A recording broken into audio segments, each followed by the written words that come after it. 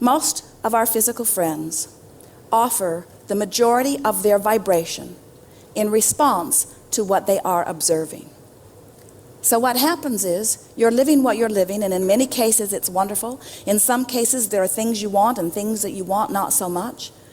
But as you are observing what is, what happens is you offer a vibration that matches what you're observing. And then the universe matches the vibration and gives you more. And then you observe more of what is. And then you get more of what is. And then you observe more of what is. And then the universe gives you more of what is. And then you observe more of what is.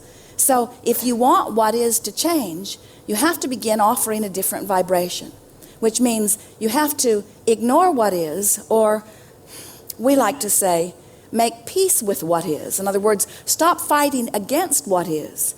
If you will try to find a way of looking at what is and make yourself feel better somehow, and we'll show you how to do that today and tomorrow and the next day, as you begin to make an effort to find a way of making peace with what is, what happens is you begin to open your vibrational portals, and you begin to then allow in those things that have been waiting for you in vibrational escrow. Now we want to say to you that as you've been giving thought today and yesterday and all the days before in this physical body, you have been projecting all kinds of things into your vibrational escrow. Some things you want and some things you want not so much. And you can tell by the way you feel what it is you are systematically moving toward. It's wonderful that you live in an environment with this glorious buffer of time. It's so nice that your thoughts do not instantly manifest. There would be much more for you to deal with than you really want to. It's such a lovely thing that you have this buffer of time, which means 99.9999% of everything is complete vibrationally before you begin to see the evidence of it. So what happens is often you are well along your path to what it is you are wanting, but because you are not taking score based upon the way you feel, you often are taking score based upon what you're seeing manifested. Many times you're well along the way, nearly on the brink of a manifestation, but as you stop and take score and see that it has not yet come, then your vibration turns to one that is reflected by disappointment, and then you are moving in the opposite direction. As Jerry and Esther are traveling, as they do a great deal, one of their trips that they make often is from Phoenix to San Diego. It's about a 400-mile journey, and it's easy for them to understand. They know that they head west, and if they keep a reasonable speed, they will arrive at their destination. And they never get to the halfway point, which is about Yuma, Arizona, and get so unhappy about not yet being in San Diego that they get disoriented and turn around and go back to Phoenix. In other words, that journey is easy for them to understand. But sometimes we see you in a body that has been given a label of sickness, finding some optimism or some hope and moving well along your way to full recovery, because there is nothing that you cannot be or do or have.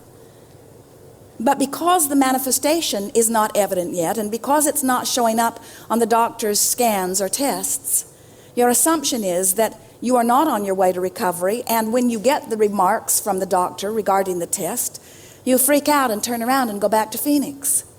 We see you struggling in not enough money, finding a vibration just out of sheer willpower or desire, doing a pretty good job of lining up with it, and we see your financial future turning around. We see you moving steadily toward the increase in dollars that you want, and then something happens that causes you to look abruptly at what is, and you find yourself focused upon the lack or opposite of what you want, and the disappointment or worry or even anger surges within you to indicate that you've lost your vibrational bead on your vibrational frequency, and you've turned around and are going back to Phoenix. We want so much for you to finally, once and for all, make a decision in these hours that we are together that you are going to use the guidance system that you were born with, that you are going to begin to use the guidance system that you use even when you do not have a physical body, that you are going to be the vibrational being that you are and be aware of your vibrational frequency, and then do your work about lining up the frequencies within you. You know, it's not about lining your frequencies up with any other person on the planet or anyone or anything. It's about aligning the frequencies within you. That's all it's about. It's about bringing yourself into vibrational energy balance. And the only way to do that is to be aware of your guidance system. Your guidance system is the emotional guidance system that you are often aware of, sometimes not so much. Your emotions are your indication of the mix of vibration. Now, this is important. It's the mix of vibration. Do not lose sight of these 2 points of vibrational relativity. Magellan wants to know where you want to go because Magellan knows where you are and can guide you. But if you are not paying attention to how you feel, you may not know where you are. In other words, you have to know where you are as you are making your way to someplace else. And the feeling of relief that you feel as you begin to move up the emotional scale is your indication of your improved vibration. So the emotional scale, on one end of it are those good feeling emotions. Feels like joy, feels like love, appreciation, passion is there. And on the other end of the scale, feels like fear, feels like disempowerment, feels like depression. And so as you are paying attention to the way you feel, you can tell which end of the scale you are leaning toward. We want to remind you, you may be aware of this, but this is a very important basis of understanding about your emotional guidance system. On the end of the scale that feels so wonderful to you is your perception of freedom. It's your perception of empowerment. And the reason that we say that to you is because it's your freedom or your ability to be free is really not in question. You are so free you can choose bondage. But if you are not aware, it is your perception of freedom that is important because you are the one that is projecting thought. So on the good feeling end of the scale is your perception of freedom. On the not so good feeling end of the scale is your perception of empowerment or disempowerment or not freedom. And as you understand that basis, then you understand that as you improve your place on the emotional scale, you feel the feeling of relief because each time you move even the slightest little bit on the emotional scale, the subsequent feeling to you is one of releasing resistance. And releasing resistance always feels like relief. So there is allowing on the good end of the scale, resisting on the not feeling good end of the scale. When we say we want you to make peace with where you are, we really mean that because it doesn't matter where you are on the emotional scale in relationship with where anybody else is on the emotional scale. The only thing that matters is your vibrational relativity. In other words, you are the one that has been living the life that has been letting the universe know what it is you are wanting relative to every subject imaginable. And you are the one who's living your life right now, thinking the thoughts, having the conversations, beating the drum, and here's the key word, activating the vibration within you that is either matching that or not matching that. And so as you are paying attention to the way you feel, you can get a very good sense in time of how well you are doing in terms of bringing yourself into vibrational compliance with what you have already established over there in your vibrational escrow. Magellan kicks up quite a squawk when Jerry and Esther deviate from the route that she has set out. She will say, please return to the highlighted route. Please return to the highlighted route. Please return to the highlighted route.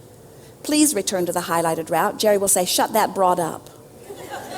It is a woman's voice. The man's voice was too bossy. Please return to the highlighted route. And if they should enter the freeway and get going in the opposite direction, Magellan will say, when possible, make a legal U-turn. Because it is clear to Magellan that they are not on the highlighted route. Your emotions are giving you similar information. When you want more money, or when you want an improved bodily condition, or when you want a relationship that just knocks your socks off, and you are standing in the middle of observing something or remembering something, you're having a conversation with someone else or with yourself, and you're complaining about not enough money, or something about your body, or something about your relationship, that negative emotion that you feel, that you may call fear, or you may call worry, or you may call anger, that negative emotion that you feel is your Magellan saying, please return to the highlighted route. So as we are moving forward, it is our desire that you will come away from this gathering with a new decision firmly in place. And that decision is, I'm going to disregard, let us make it clear, We'll try to find good words. I don't give a rip about what anybody else thinks about what I'm doing. I'm going to begin to pay attention to my guidance system, because you are leading edge creators. And you are so known to be that, and so trusted by source energy. And it is so understood that no one has the ability to choose for you more effectively than you do. So when you have exposure to an experience, whether you are a genius creator in a human body or the one-celled amoeba in the ocean, when a preference is born within you, source comes into immediate agreement. That's what the evolution of the universe is all about. That's what the evolution of every species is about. That's why every moment that any of us are living is an improved moment from those that have come before. You did not come into these physical bodies intending to take a few good ideas and then whittle them down to even fewer good ideas. You didn't say, let's take all that everyone is living and just get a philosophy that we can all agree on. You said, let's take all of the ideas that exist and let's expand them to even more. And let's let whatever is there be there while we control what comes into our physical experience. It's like you're chefs in a well-stocked kitchen with every ingredient imaginable. And so you've decided that you want to make a delicious pie. And so you pull your ingredients for your pie and you mix them together, and you make a lovely pie that pleases you. It's just what you wanted. But then you notice, but wait, there is Tabasco sauce in this kitchen.